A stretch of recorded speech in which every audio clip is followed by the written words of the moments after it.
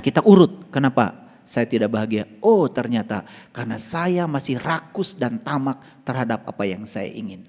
Tidak pernah selesai, tidak pernah puas. Itu sumber penderitaanmu, itu yang membuat kamu mencapai ketidakbahagiaan. Lalu sekarang kita buktikan, maka rugilah orang yang mengotori jiwanya. Ayo kita buktikan, ketika kita kotor jiwanya. Jiwa yang kotor menghasilkan pikiran yang kotor. Pikiran yang tercela selalu menimbulkan penderitaan. Mari kita buktikan. Orang tadi datang, padahal mau ngasih proyek. Assalamualaikum. Sebentar nih. Assalamualaikum. Kayak saya. Bukan dijawab Waalaikumsalam. Karena punya pengalaman kalau dia pernah pinjam uang. Dia lagi. Padahal hari ini dia mengasih proyek besar. Tapi karena sudah kotor jiwanya, kotor pikirannya, kemudian ngaharewos. Wartoskeun Bapak nuju kulem. Padahal eta si eta biar hudang kene. Lepas. Rugi enggak? Rugi. Padahal siapa tahu dia datang ke rumah kita mau ngajak kita makan enak.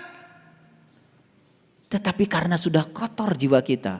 Bahkan ketika kita kotor pikirannya, kotor jiwanya, apa yang terjadi? Orang mau berbuat baik saja kepada kita disangka berbuat buruk. Apalagi berbuat buruk. Rugi gak? Terasa gak ruginya sekarang? Terasa gak ruginya? Jadi baca Quran tuh begitu. Bukan 1 hari 1 juz, kebanyakan. 2 ayat aja ini. Beruntung orang yang mencucikan jiwanya. Tanya dirimu, apa untungnya? Buktikan dalam dirimu, praktekkan. Apa sih jiwa yang suci itu apa? Oh sekarang saya sudah dapat pengajian. Ternyata cara mengukur jiwa saya suci. Apakah pikiran saya tercela atau tidak? Ketika pola pikir saya bagus, apapun menjadi membuat saya enak, itulah tandanya suci. Praktekkan dalam hidup. Oh untung. Dan ketika jiwa saya kotor, oh saya merasakan ruginya. Kan keren kalau ngaji kayak gitu. Bisa mengerti? Oke. Lanjut ke sini lagi. Jadi 3 cara mengukur kesucian jiwa. 1, terbebas dari ketamakan atau keserakahan terhadap yang diinginkan. Yang kedua, terbebas dari kebencian terhadap yang tidak diinginkan. Ada hal yang tidak diinginkan terjadi. Pahami. Dan ternyata pemahaman selalu menimbulkan ketenangan. Rasa toleransi pada diri selalu menimbulkan ketenangan. Begitu segala sesuatu terjadi. Oh, jangan-jangan saya sedang dilunasi karmanya oleh Allah. Terima kasih semesta. Sudah, saya terima saja seutuhnya. Biar saya bisa melunasi utang karma saya. Saya tidak mau menciptakan utang baru. Saya juga tidak mau gagal melunasi utang lama. Selesai. Karena saya jelaskan berulang kali, tidak ada sesuatu yang datang dalam kehidupan kita secara tiba-tiba kecuali kita sendiri yang mengundangnya. Segala hal yang terjadi dalam kehidupan kita hari ini sebetulnya sedang mengingatkan apa yang pernah kita tanam di masa lalu. Yang ketiga, untuk mengukur apakah jiwa kita suci atau tidak, perhatikan saya. Apakah kita sudah terbebas dari kegelapan batin? Yuk perhatikan saya. Gimana indikator kegelapan batin? 2. Orang yang gelap batinnya selalu 2. 1 salah persepsi. 2 salah proyeksi. Dia masuk ke ruang gelap. Kemudian dia pikir di situ ada ular. Karena gelap tidak kelihatan, tidak jelas. Dia lari terpontang-panting sampai dia jatuh. Sampai patah kakinya. Pertanyaan saya. Siapa yang membuat dia itu jatuh dan patah kakinya? Apakah ular yang ada di gudang yang gelap tadi, atau rasa takut dia terhadap ular yang menyebabkan dia jatuh? Yang mana? Rasa takut terhadap ular, siapa penciptanya? Kenapa dia takut pada ular padahal ularnya juga belum tentu ada? Karena ruangnya gelap. Paham? Sudah patah kakinya, dia datang lagi. Rek nenggel orai. Bawa panunggul yang besar. Jetrek, lampu dinyalakan. Dia baru sadar, oh ternyata tambang. Jadi semua orang yang dalam kehidupan ini gampang menilai, gampang menghukum, gampang berpersepsi, gampang berproyeksi. Padahal dia sendiri tidak belajar. Orang belajar agama dalam dinilai sama dia karena berbeda. Wah itu gak bagus, wah itu menyimpang. Itulah kegelapan batin. Lengkaplah sudah untuk mengukur kita sekarang. Apakah jiwa saya suci atau kotor? Yuk kita ulang lagi. 1. Apakah kita masih serakah kepada yang kita ingin? Yes or no? Kadang-kadang. Berarti masih kotor. Kadang-kadang tuh kotor. Apakah saat ini saya sudah terbebas terhadap kebencian pada yang tidak diinginkan? Apapun yang terjadi sudah tidak mengganggu saya.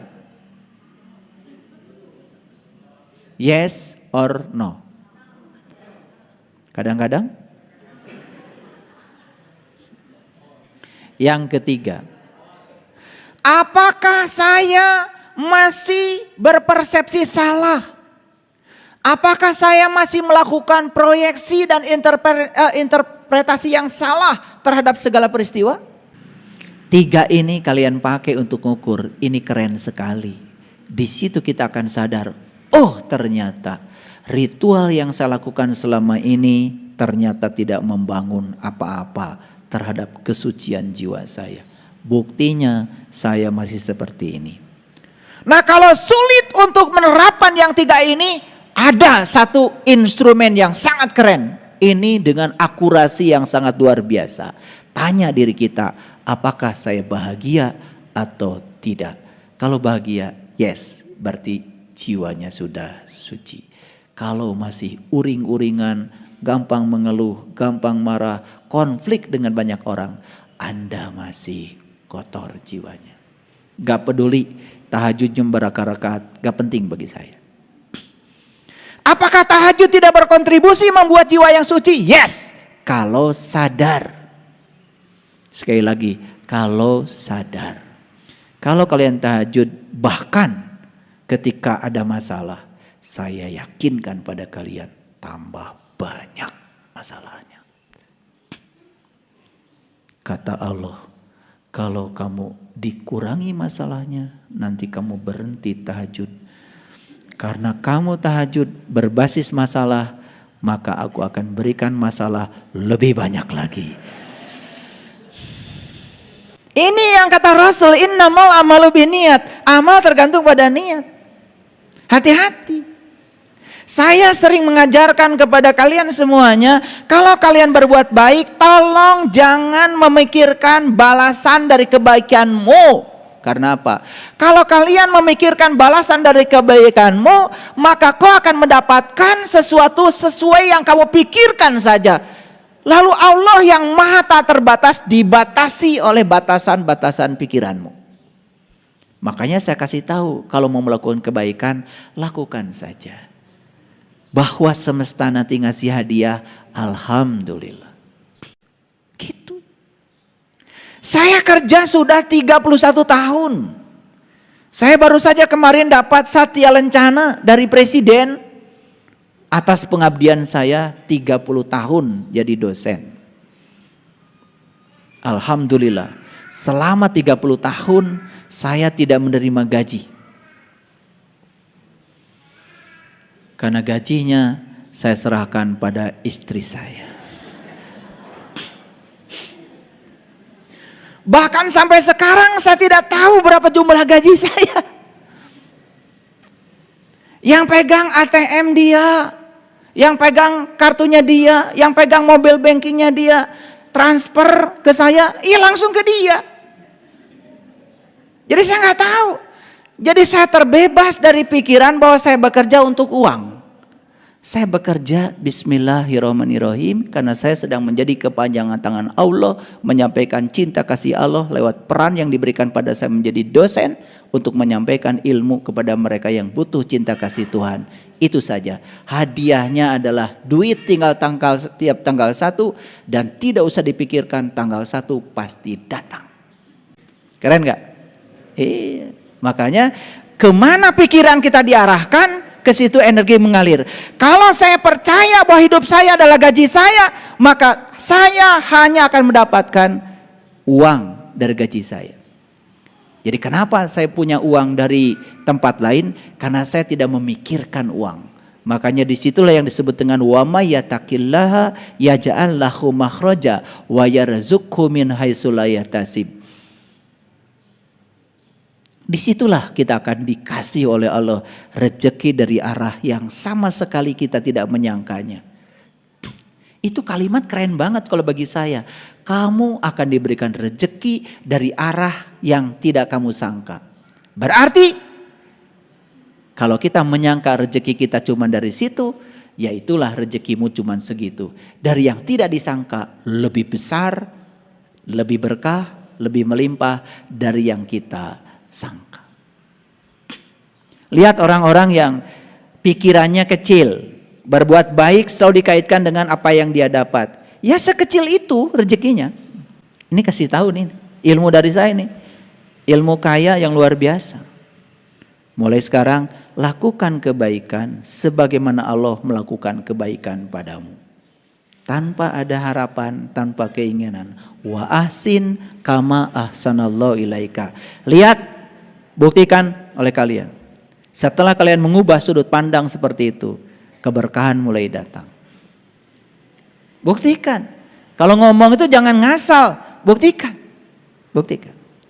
Jadi sekarang saya sudah kasih 3 instrumen untuk mengukur tingkat kesucian jiwa. Paham? Sudah bisa melakukan pengukurannya? Kalau tidak bisa menggunakan yang 3, cukup 1 saja. Gimana caranya? Apakah saya hari ini bahagia? Saya bahagia. Kenapa? Karena bahagia itu ternyata ada di pikiran saya. Karena pola pikir saya sudah bagus, apapun yang terjadi di luar, tidak ada benar salah bagi saya. Tidak ada baik buruk bagi saya. Semua yang terjadi saya yakin itu adalah kebenaran. Karena tidak ada satu peristiwa pun di belakangnya tanpa kehadiran Sang Maha Keberadaan. Keren. Sudah enak jadinya. Nah, sekarang saya kasih tahu. Kalau yang tadi itu baru tahu kalau saya ini bersih atau kotor, suci atau kotor. Itu. Sekarang kita lanjutkan. Nah, lanjutannya adalah bagaimana cara menyucikan jiwa. Bagaimana cara mencapai kesucian? Ini ada hubungan satu-satu. Perhatikan saya. Tadi indikator kotor bersihnya jiwa adalah pola pikir kan? Pola pikir yang dibangun oleh jiwa kan?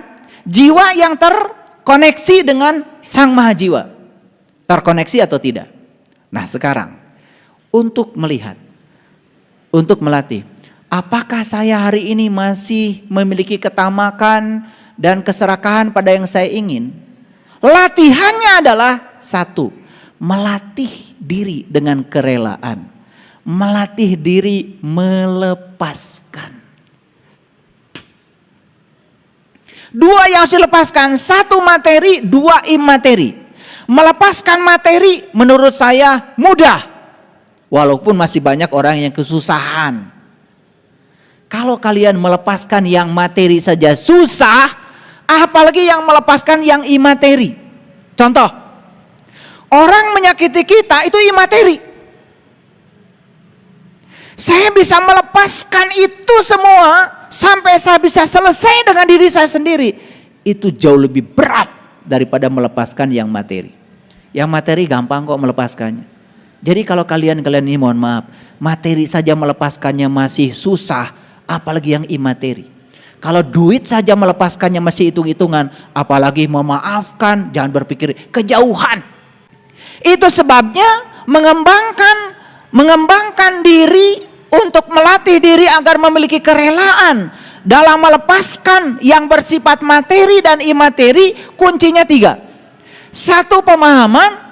2, pemaafan. Yang ketiga, toleransi. Ini 1, pemahaman. 2, pemaafan. 3, toleransi. Seperti contoh saya tadi, ada orang berutang kepada kita, dia tidak bisa membayarnya. Sudah, bangun pemahaman, bangun pemaafan, bangun toleransi pada diri. Kalau ini yang 3 dibangun, apa yang terjadi? Insya Allah kita akan mudah sekali mencapai kerelaan. Kita mudah sekali mencapai yang namanya melepaskan. Contoh, kita sulit sekali melepaskan materi. Misalnya, pahami oleh kita, materi itu apa? Misalnya uang. Yuk kasih pemahaman. Saya banyak uang buat apa? Ayo tanya pada diri kita. Saya mengumpulkan uang banyak buat apa? Yuk tanya pada diri kita. Bukankah semua yang kita kumpulkan akan ditinggalkan? Beri pemahaman diri. Yang akan saya bawa bukan yang saya kumpulkan. Yang saya akan bawa adalah yang saya bagikan. Yang akan saya bawa adalah yang saya berikan untuk menolong orang lain, yang membuat orang lain bahagia. Pahami, pelepasan materi akan terjadi. Sekarang bagaimana kita memiliki pemaafan terhadap apa? Terutama terhadap segala hal yang bersifat imateri. Orang nyakiti kita, orang merendahkan kita, orang membuli kita, orang menghina kita, dan lain sebagainya. Itu imateri. Itu pun harus direlakan. Bagaimana cara merelakannya? Hubungkan dengan hukum karma. Saya yakin orang ini tidak datang secara tiba-tiba pada saya. Saya yakin kalau saya punya hubungan dengan orang ini, saya yakin di kehidupan yang dulu mungkin saya pernah melakukan yang sama pada orang ini. Dan sekarang semesta sedang mengurai semua utang karma saya dan saya selesaikan di sini. Itu namanya pemaafan. Hati-hati, memaafkan bukan menghapuskan, tapi memaafkan mengambil pelajaran. Dan yang ketiga adalah toleransi. Jadi kenapa barusan ada musik lalu masuk di sini? Terima saja. Jangan-jangan dulu dia sedang kajian, saya nyanyi-nyanyi di kajian dia. Jadi saya terima saja, saya toleran terhadap dia. Makanya tidak perlu di stop, biarin saja. Jadi kalau di YouTube nanti ada yang dengar, kok ayah guru sedang ceramah kemudian ada dengar musik, itu karma saya. Tidak mungkin dia hadir di sini kalau saya tidak pernah melakukan itu. Makanya saya tidak terganggu sama dia. Makin kencang suara saya juga makin kencang. Ini namanya toleransi. Itu dibuktikan langsung, betul nggak? Apakah kita bisa menerima kontradiksi ini? Tidak usah saya keluar kemudian marah-marah. Kamu kurang ajar, saya sedang ngasih pengajian. Lalu mereka akan bingung pada saya. Ini yang ngaji kami atau Bapak? Yang sadar kami atau Bapak? Masa kita yang sedang ngaji katanya tingkat kesadarannya tinggi harus marah sama mereka? Biarkan saja, mereka juga cari nafkah kok. Tolong yang keluar kasih uang. Kasih uang. Jangan merasa terganggu dengan yang begini. Justru itu peringatan bagi kita. Jadi tidak ada sebetulnya yang mengganggu kita. Semua masalah akan menjadi masalah karena Anda masalahkan. Apa masalahnya? Jadi kalau orang merasa terganggu nih nanti yang dengar rekaman saya, kotor.